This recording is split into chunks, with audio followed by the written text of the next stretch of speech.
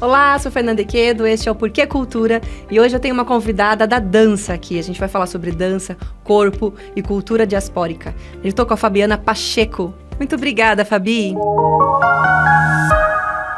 Eu que agradeço, Fê, pelo convite. É sempre muito prazeroso poder falar sobre a nossa trajetória da dança, contar um pouco da nossa história e levar para as pessoas, né, que às vezes conhecem uma parte da Fabi. Talvez hoje seja uma oportunidade de conhecer um pouco mais sobre minha caminhada aí com a dança. É, muito legal. E esse propósito mesmo do Porquê Cultura, de trazer um pouco as referências aqui da cidade de arte, né? E as artistas, os artistas que estão fazendo essa cena acontecer e que estão modificando também, transformando aí essa cena cultural. Então, é muito legal de ter você aqui. Estou muito feliz com a sua presença. Né? Eu sou, assim, já acompanho o seu trabalho há algum tempo. E aí eu quero desde falar lá do início, né? De como você começou até nos territórios jovens. Sim, os territórios. Né? Os territórios. Inclusive, o meu trabalho hoje, né? A continuação dele é fruto do território jovem. Olha que legal. Isso, quando é território jovem, a gente está falando de que ano? A gente está falando de 2015, 2013, 2014, eu fiquei até acho que 2017. E aí é a mesma galera, assim, tanto é que o nosso grupo, o Art Fic Dance, que é um grupo que vai para que é uma companhia de dança hoje, é 100% fruto de território jovem, que legal. Social. Então, os alunos, as alunas engajaram tanto nessa arte, né? Curtiram as oficinas, os cursos. Sim. E continuaram com você. No Art Fic Dance, onde você é coreógrafa, e no seu estúdio também, Fabi Pacheco, né? E foi além, né? A maioria deles, assim, né? Acho que tem uns 4, mais ou menos, que são professores de dança hoje. Olha. Foi fazer faculdade de educação física, se profissionalizar mesmo na área. E a gente tem aí, acho que 2 professores que já estão comigo há muito tempo, porque fazem 10 anos de Art Fic, né? Então, é uma década aí que a galera tá comigo já. Nossa, muito bacana. E esses alunos e alunas dos territórios tinham o quê? 8 anos, 9? Então, tem uma galera que começou comigo por volta... A maioria era menor de idade, né? Acho que tinha quase alguns fazendo próximo de 18. Mas a maioria tinha entre 14 e 15 anos. O mais novinho era o Gabi, que era a nossa criança do grupo. Mas hoje já tá fazendo odonto, tem acho que 19, vai fazer 19 anos. E ele era o mais novinho de todos, assim. Tanto é que quando a gente ia viajar, né? Depois eu vou te contar um pouco sobre essa trajetória toda das viagens que a gente fazia com a galera. O Gabi sempre ia acompanhado de alguém, né, da família, mas ele também sempre estava com a gente. E ele tá até hoje junto com a gente lá, pequenininho. E o Enzo também, né, que inclusive você o conhece. Ah, sim, muito querido. Enzo é filho do Piau e da Simone, não posso deixar de falar aqui. O Enzo... queridos. E a Duda também, não posso deixar de falar da Duda, que são os meus mascotes do grupo, assim. Legal. Não posso falar de um, senão tem que falar de todos eles. Que também começou comigo novinha ali, com 8 anos, a Duda começou mais cedo ainda. Hoje ela tem 16. E aí é legal porque, assim, você levou essa arte para os territórios mesmo, para as comunidades. E as crianças, o que chamou mais atenção? Assim, você acha que a dança, o ritmo, a música, ou você sair com essas crianças e mostrar outros lugares, né? Essa possibilidade de se apresentarem, de se empoderarem, de criarem ali um mecanismo de combater talvez aquela... timidez, assim, né? Talvez até a insegurança de, puxa vida, talvez esse lugar não seja para nós aqui, né? Na verdade, assim, todos eles, cada um veio por alguma questão. Ou porque era muito tímido, porque, assim, eu dava aula em todos os territórios jovens da cidade. No Ipiranga, no João Romão. Eu não vou lembrar de todos agora, porque eram muitos. Na Nova Esperança, no Aparecidinha... no Iporanga e no Maria Eugênia. Então, assim, era basicamente na cidade toda, em todos os territórios jovens eu estava lá. E cada um veio com um propósito diferente. Tinha alguns, que nem o Clériston, um menino super tímido, que hoje não é mais tímido, é o nosso menino que dá os mortais nas coreografias, inclusive. Ele era extremamente tímido, ele não falava muito. E a dança, obviamente, veio para ajudar nisso. Lógico que ele gostava, mas a gente não tenho dúvida disso, que isso ajuda e ajudou muito nessa construção social dele. Alguns meninos que vieram também, porque, nossa, tinha um monte de menina bonita e não sei o quê. E aí tem também, a gente não pode deixar de falar assim, né? Que também vem por conta dessa, poxa, vou lá, um monte de jovem, quero ir também. Só que o bacana de cada um ter vindo por uma questão diferente, todo mundo, no fim das contas, tinha a mesma visão sobre o que era dança e o que era arte. E quando a gente começou com a galera, né, tipo, como eu disse, cada um com a sua vontade diferente de estar naquele local, mas quando todo mundo foi entendendo a importância da cultura hip-hop, o que é muito importante, que não é só a dança, é comportamento, é a questão social, é a questão política, é a questão de se vestir, de se organizar em meio a uma sociedade, principalmente por ser uma modalidade muito rotulada também, né, e marginalizada. Então, foi muito bacana poder fazer um trabalho com eles, tanto na questão filosófica do que é o hip-hop, do que é as danças urbanas. E aí, a prática se torna diferente quando você entende de fato aquilo que está dançando. Então, todo mundo acabou tendo, no fim das contas, a mesma visão sobre o porquê eles estavam ali. E aí, quando a gente começou, né, nos treinos, nos TJs, eu dava a semana inteira a aula, cada dia era um território diferente. Aí, e a minha missão, a primeira coisa, era tentar juntá-los, de alguma forma que eles se conhecessem, né? Fazer esse intercâmbio mesmo entre um território e outro. E aí a gente tinha, inclusive eu sou a idealizadora do projeto Movimento Urbano, que acontecia no João Romão. Nós tivemos 5 edições e era fomentado por eles. Então, juntava todos os nossos alunos de todos os territórios e era um momento de apresentação, onde os pais, as famílias estavam lá junto com a gente. E depois daquilo, foi super importante nós sairmos daqui de Sorocaba para ir para outra cidade mostrar nossa arte. E aí foi aí que nasce o Art Fique Dance, um grupo específico de competição. E por que Fique? Entre nessa arte e fique nessa dança. Ah, muito bom. Isso é legal. É bem aí. E é uma criação... E a gente fazia sempre tudo junto com eles, né? Vamos criar o nome do grupo e cada um foi trazendo uma ideia. Eu sempre gostei dessas propostas de vamos escrever, o que você sente e tal, né? E era muito bacana porque sempre tinha... E tudo isso faz um sentido para eles. E aí a gente tinha até uma musiquinha que a gente cantava. Não sei se eu vou lembrar agora, mas o final era... entre nessa dança, dance aqui com a gente, arte, fique, dance, E a gente sempre cantava ela no final das nossas apresentações. Dá um sentido de pertencimento também, Sim. né? Super grande. E o mais legal foi que nós fomos o primeiro grupo de projeto social da região de danças urbanas a ir para o maior festival de dança da América Latina, que é Joinville. Então, o Art Fique Dance foi pela primeira vez, passou, né? Porque é um projeto ao Joinville, você tem que mandar um vídeo para você ser aprovado. Então, para a galera, quando eles olhavam, falavam, não, isso não é para gente, né? Para as academias que... eles tinham essa coisa também, né? Porque quando a gente vem de um lugar mais periférico, ou de um projeto social, e a minha ideia era mostrar para eles que vocês são tão capazes quanto os outros, vocês podem. E aconteceu, assim, primeiro eles acreditaram, eu acreditei, eles acreditaram, e nós fomos em 2016 para Joinville, e foi muito legal, foi uma trajetória incrível com eles, muitas viagens. Isso dá muito mais força, né, em relação ao grupo.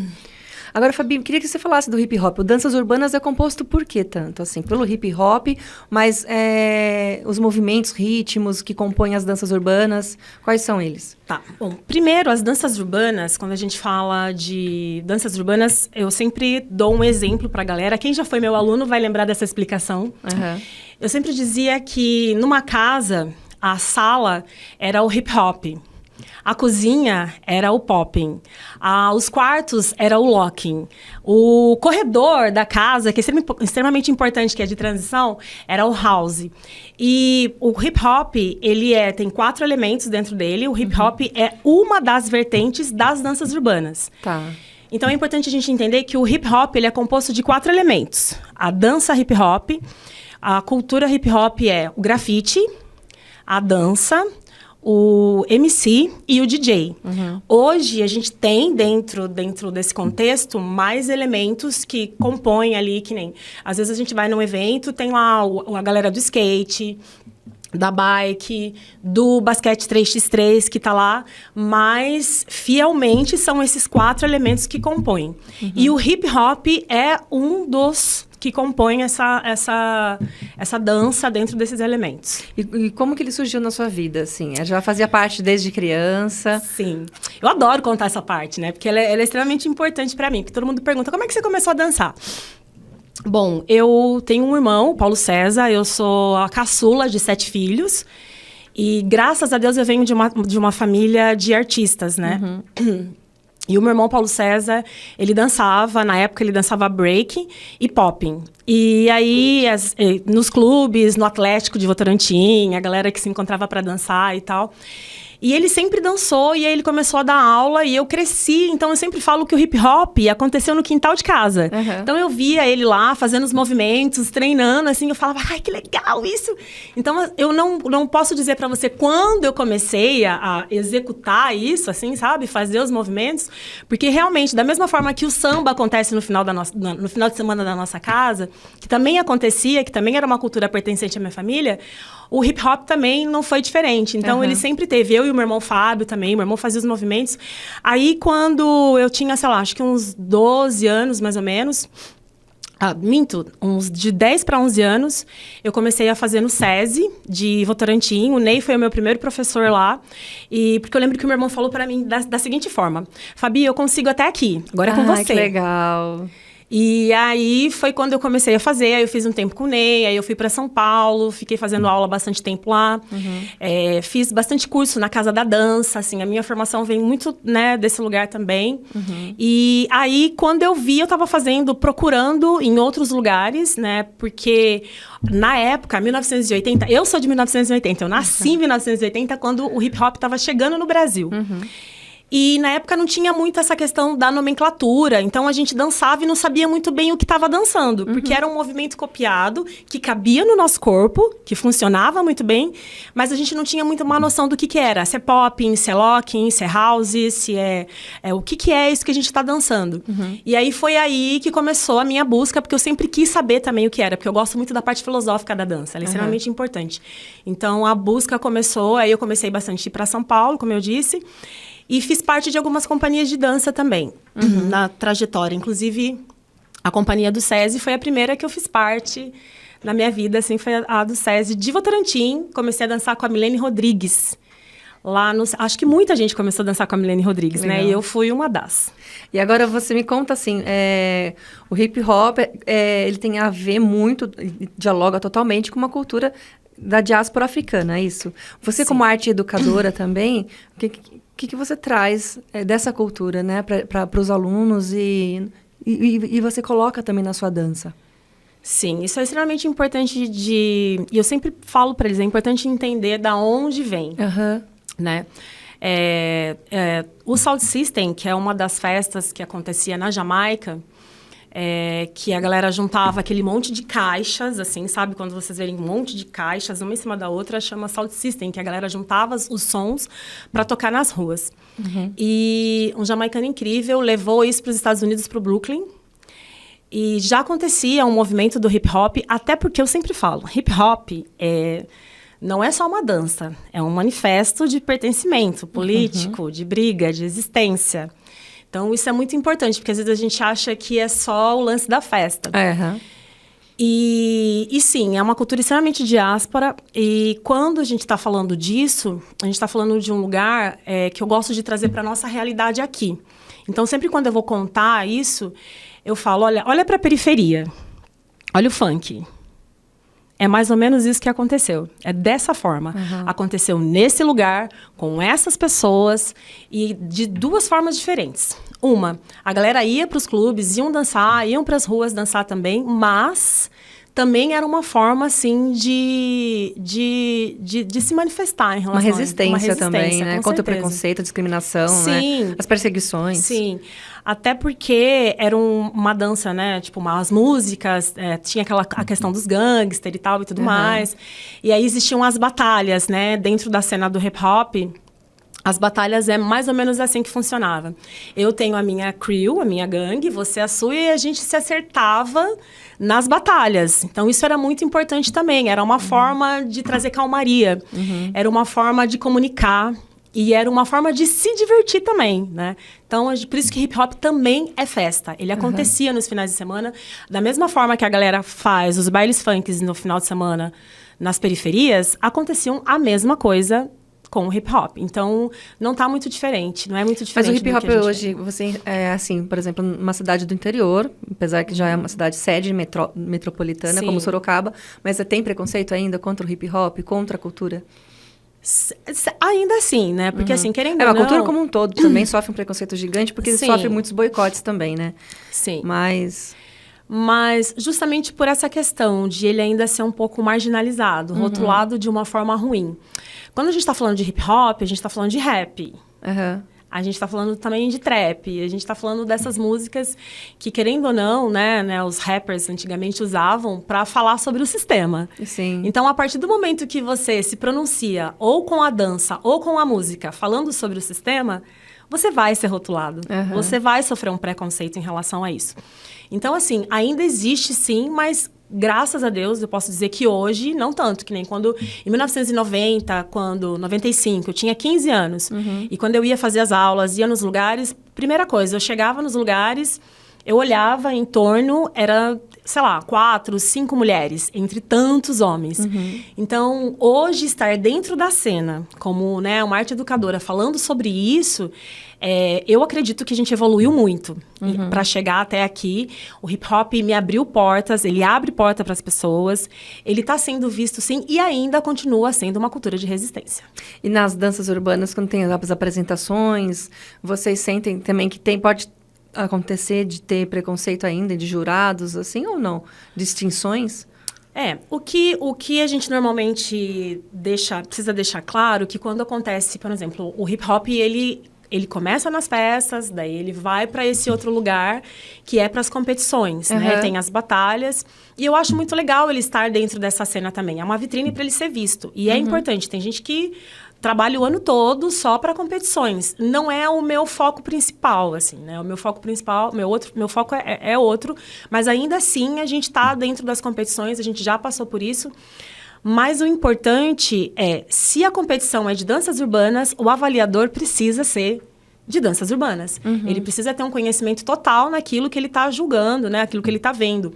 Porque pode acontecer de um grupo estar lá dançando todos os fundamentos, bases, ser incrível, e tá dentro do contexto das urbanas, e um outro grupo que às vezes nem é de danças urbanas, ir lá virar mortal, fazer umas coisas acrobatas no meio de uma coreografia, e você vai falar, mas peraí, cadê a dança urbana? Cadê o hip hop? Cadê as vertentes? Aonde está? Então, tem que tomar muito cuidado em relação a isso. Mas a gente, graças a Deus, a gente tem bons, né, avaliadores aqui no Brasil. A gente passa por vários deles. Eu posso citar um que a gente já encontrou ele inúmeras vezes nas competições que a gente foi. E eu nunca vou esquecer, quando a gente competiu pela primeira vez lá em Barra Bonita, ele nos disse assim, olha, falta um pouquinho de tempero. Né? A gente ganhou, acho que em terceiro lugar, mas ele falou, olha, faltou um pouco de tempero. Tipo, tava bom, tava limpo, tava bacana. É o André Rockmaster, esse avaliador, ele é, né, uma referência aqui, inclusive, no Brasil. E aí, quando a gente se apresentou de novo, no ano seguinte, ele veio até nós e ele colocou lá na nossa ficha. Tinha muito tempero. Que gostoso, e nós né? ganhamos em primeiro lugar. Então, foi muito legal isso tudo. É extremamente importante quando tem um avaliador lá que é da área falando, né? Porque eles fazem a ficha técnica da apresentação. Aquilo você tem que guardar, você tem que ouvir, né? Porque também não pode ter aquela coisa de... acontece essa resistência, né? De algumas pessoas e tal. Mas eu sempre, cuidadosamente, sempre li tudo. Sempre peguei pra mim aquilo. Como é que a gente pode melhorar. Legal. E graças a Deus sempre deu certo. Você também escreve assim ou não? Só na dança mesmo? Ou já foi para as outras artes aí do hip hop? Não, então, sim. Eu sempre... Dentro do hip hop, tem duas coisas que eu sempre quis ser. E eu tô agora, né, entrando, mas assim, eu já faço isso há muito tempo, mas oficialmente, eu sou MC também, mestre de cerimônia. Muito legal. E porque eu amo o microfone. Eu sempre falo, eu adoro o microfone. E em todas as nossas festas, e o mestre de cerimônia é aquele cara que anima a festa, que faz as apresentações, que tem ali um contato com o público, de poder conversar com ele. E, então, é muito importante o mestre de cerimônia dentro de uma festa. E eu sempre fiz esse papel. Mas, até então, eu nunca tinha me colocado como, né, oficialmente. E umas 4 semanas atrás, né, eu fui fazer um trabalho em São Paulo, que pela Secretaria de Cultura, inclusive de São Paulo, que foi o aniversário de 19 anos da Band News FM. E eu estava como mestre de cerimônia no evento. E fico muito feliz, porque eram 2 coisas que eu queria fazer na minha vida na questão do hip hop. Eu nunca falei, não, eu quero ser grafiteira, sou péssima desenhando, meus desenhos são horríveis. Então, assim, nem pensei, só admiro. DJ também não, apesar de gostar e garimpar muita música. Mas eram 2 coisas que sempre me enchiam os olhos. Era o mestre de cerimônia e a dança dentro da cultura hip hop. E hoje eu estou nos 2 lugares ali. Ah, muito bacana, que legal essa experiência, né? Sim. Se realizando também. E sobre escrever, sim, eu gosto muito, né, da escrita também. Já escrevi alguns espetáculos, inclusive um deles, o meu último espetáculo que a gente estreou no SESI de Sorocaba, que chama Subsolo, onde eu conto a história da Jamaica, que é a história do dancehall, que é uma cultura jamaicana maravilhosa. E aí, contando desde o ska, do reggae, até chegar no dancehall, que também é uma cultura urbana. Você falou que apresentou no SESI, mas você também apresentou no Sesc, né? No Sesc, isso. Foi no Sesc. Foi no Sesc de Sorocaba.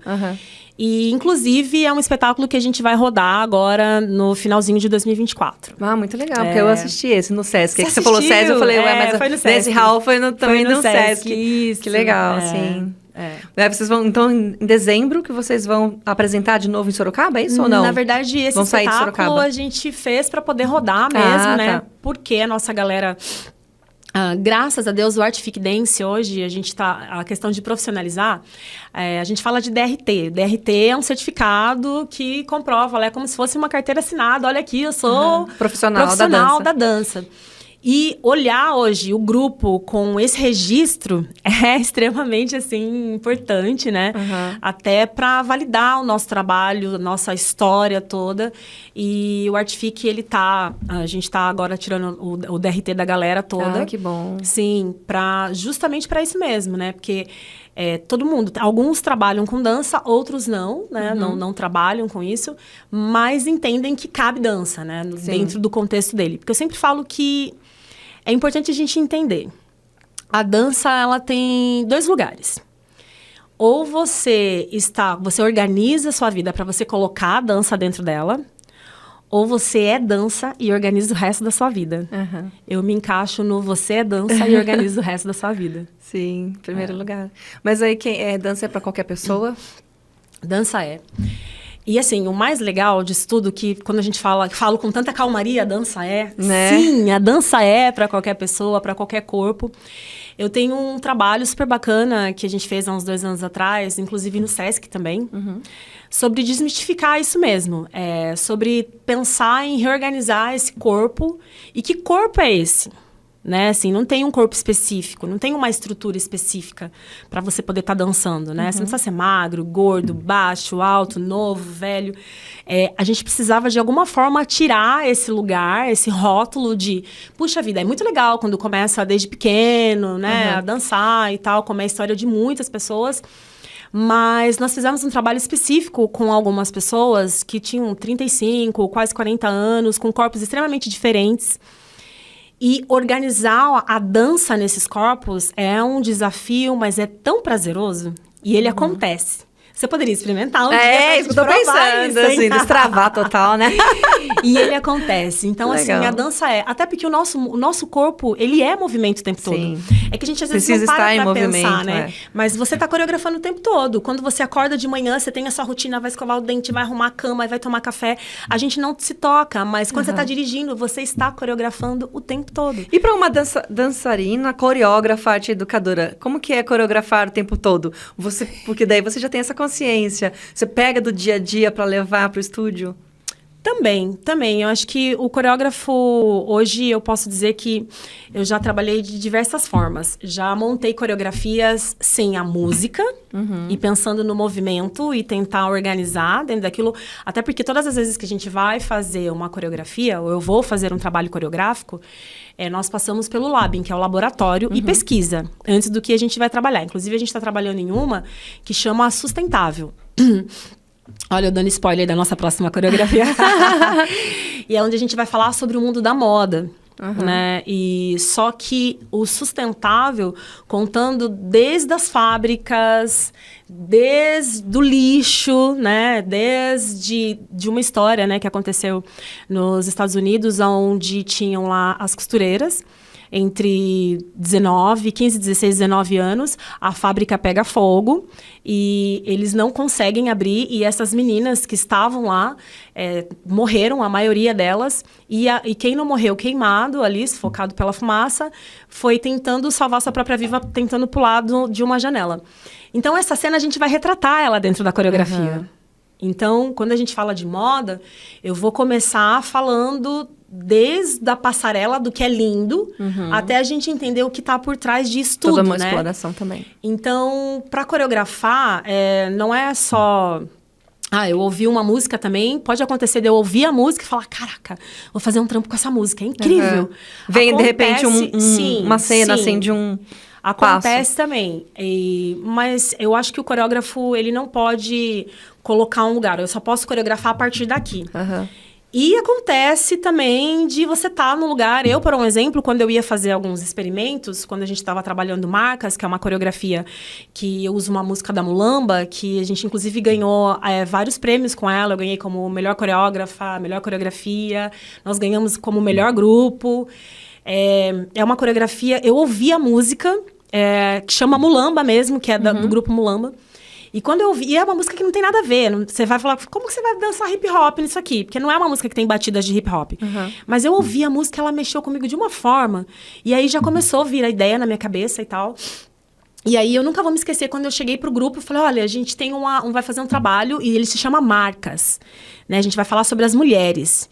E aí eu mostrei a música, quando eu terminei, todo mundo me olhando com uma cara de tristeza, tipo, como é que a gente vai dançar hip hop dentro disso aí? Você tá doida, né? Assim, como que faz?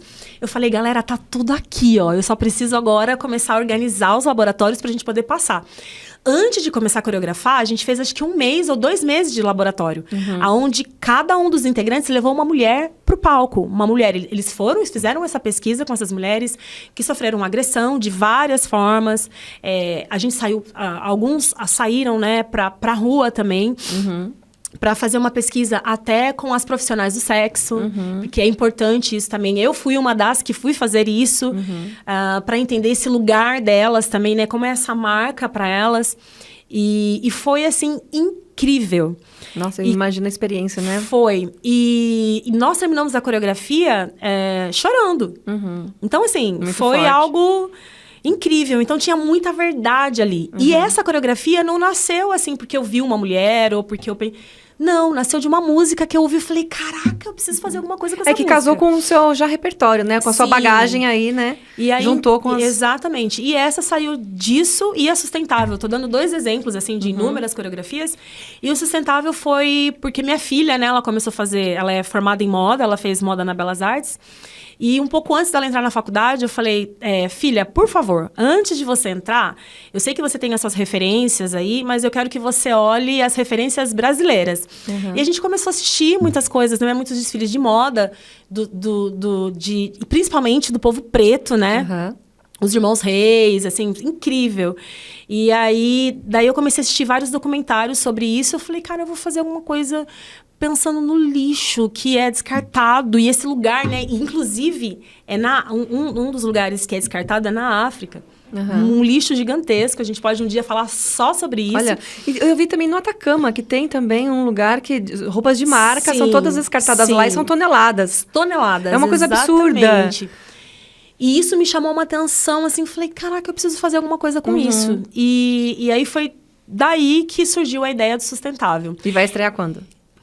O sustentável, a gente até o final do ano, a gente tá com ele já rodando também. Isso com o meu grupo mais velho e com o juvenil, porque dentro desse contexto todo, a gente precisa ter uma linguagem infantil, uma juvenil e um adulto. E o adulto vai trabalhar o sustentável e o juvenil a gente vai trabalhar com eles agora o suicídio. E dentro, quando eu falo dos laboratórios, levar um psicólogo para trocar ideia com a galera. A gente abrir uma roda de conversa, sabe? Para eles poderem falar também um pouco sobre ouvi-los, né? Não só entregar um tema, olha, a gente vai dançar isso. E do sustentável também, a gente teve lá, quando a gente foi fazer o laboratório, a Adriana e o Guilherme, que também são formados e são professores também da Belas Artes. Então, é sempre muito... eu me preocupo muito com esse lugar, assim, sabe? Pra gente poder fazer o laboratório. E quando a gente falou sobre... puxa vida, é um tema forte, coreografar hip-hop com um tema de suicídio com a galera... Mas é extremamente necessário, porque a gente sabe que não tem uma idade, não tem uma classe, não tem uma cor. Mas tem muita pesquisa mostrando agora, e é muito recente isso, o aumento exponencial, assim, de jovens, Sim. né, depressivos. Então, Sim. é um tema muito importante de se debater e deles contarem mesmo como que olham para esse tema, né? Exatamente. E o mais legal é fazer tudo isso usando a poesia da dança. Sim, essa expressão, de poder se expressar sem falar politicamente, né? De uma forma, assim, de repente, formal, né? Sim. Sobre o tema. Sim. Agora, se expressando com o corpo também, né? E, assim, tem sido uma experiência incrível para todos eles.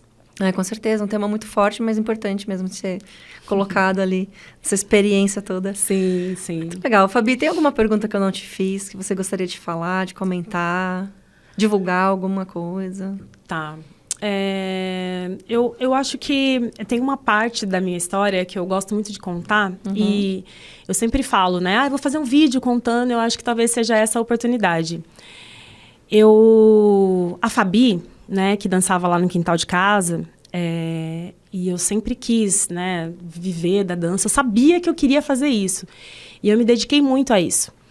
Mas essa Fabi, quando ela ia assistir, né, os festivais que aconteciam no SESI de Votorantim, eu voltava embora dançando, né, porque eu queria estar ali. Mas os meus pais não tinham condições de pagar, né, o SESI, então não tinha como eu estar ali. E aí, teve uma peneira que fizeram perto da minha casa, mas era pro atletismo. E eu tava com meu irmão esse dia, daí ele falou, Fabi, você tem que só correr. Você não quer dançar lá naquele lugar? Você só precisa correr. E eu lembro que eu tava descalço, eu adorava soltar pipa.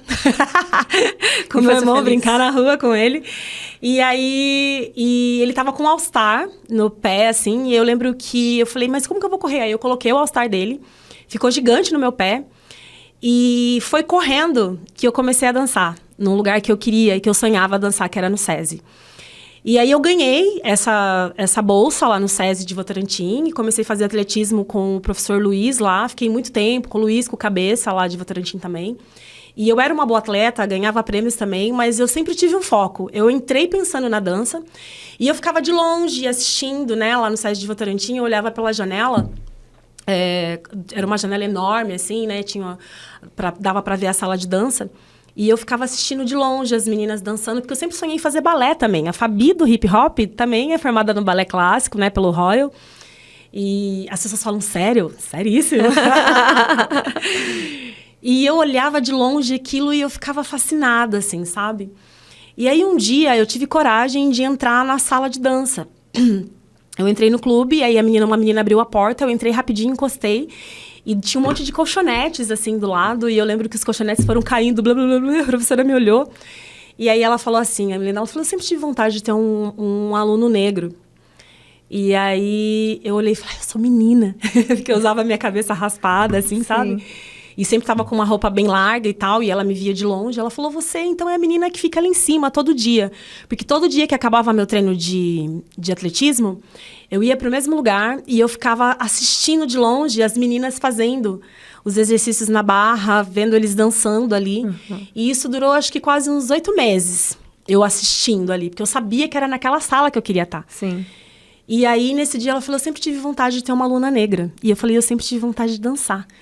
E aí, a minha carteirinha era verde na época ainda, que era dos projetos sociais que aconteciam. Só que o projeto não atendia a dança na época. E aí, eu lembro que ela falou assim, volte amanhã. E eu voltei. E depois disso, eu nunca mais parei de dançar. Olha, que legal. Um sinal de persistência total, né? E aí, logo teve o festival, eu dancei no festival. Daí, depois, logo fui para as companhias de dança também. Fiz um tempo em Curitiba, também tem outros nomes incríveis, né? Que é um amigo, parceiro incrível, que foi o Cleiton Leme, né? O nosso saudoso Cleiton Leme, que também esteve na minha trajetória. Douglas Emílio, inúmeras pessoas, na verdade, estiveram junto comigo aqui na trajetória da dança e que somam tudo isso. Mas foi dessa forma que eu comecei dançando. Então, eu queria dizer que eu sou fruto de um projeto social e o meu grupo, a minha companhia, é fruto de um projeto social. Mesmo eu tendo a minha escola, eu sempre deixo muito claro a importância de um projeto social, onde se tem arte, onde você consegue, de alguma forma, extrair o melhor de cada jovem, cada criança que está ali. Inclusive, eu voltei esse ano dar aula em projetos sociais, porque era algo que me faltava, né? Eu precisava disso. E eu entendi que é algo que pulsa dentro de mim também, quando você vê uma vida ali sendo transformada por conta daquela cultura que eu um dia acreditei e depois eu vi outras pessoas acreditando. Então, eu não tenho a menor dúvida de que a dança, ela salva pessoas. Então, era isso que eu queria falar da minha história. E foi assim que eu comecei a dançar, foi correndo. Perfeito. Fabi, você é um exemplo, assim, de coerência na sua trajetória, né? Você traz essa coerência e essa luta por você mudar e transformar a vida das pessoas, dos jovens, principalmente. Que você tenha muito reconhecimento e que desenvolva isso que você gosta mesmo, de estar na cultura, na dança, e que essas pessoas se sintam cada vez mais sendo acolhidas por você, porque é um bálsamo mesmo, né?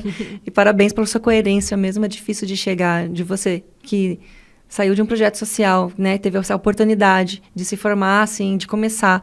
E dar oportunidade para as crianças, né? E para os adolescentes, assim, também entrarem nessa profissão, nessa cultura. Então, muito legal te ouvir. Obrigada por ter trazido um pouco da sua história, que eu sei só um pouquinho. A Fabi vai ter que voltar aqui outros dias para contar mais, né? Eu gosto de falar, hein, galera? Eu gosto de falar. Eu falei, adoro o microfone. Pode vir trazer os seus projetos de MC, as novas coreografias, sim, né? O estúdio está aberto para você. Muito obrigada. Eu que agradeço mais uma vez pela oportunidade. E é muito bom, né, também ter outras pessoas que apoiam a nossa arte dentro da cidade. Porque eu sempre falo, eu sozinha fazendo dança, eu faço um barulhinho. Mas quando tem mais gente fazendo dança junto comigo, a gente faz um barulhão. E quando tem gente se movimentando através da arte, a gente faz assim um estardalhaço. Então isso é muito importante. Muito obrigada por essa oportunidade. Eu que agradeço. Joia. Que façamos, então, muitos estardalhaços, né? Porque a gente está aqui sempre lutando também, reivindicando políticas públicas, políticas culturais, para todo mundo ter acesso mesmo. E fiquem com a gente no portal porquê.com.br. Sigam também o Portal Porquê no Instagram, no Facebook. No YouTube está a entrevista completa, no Spotify também. Até a próxima.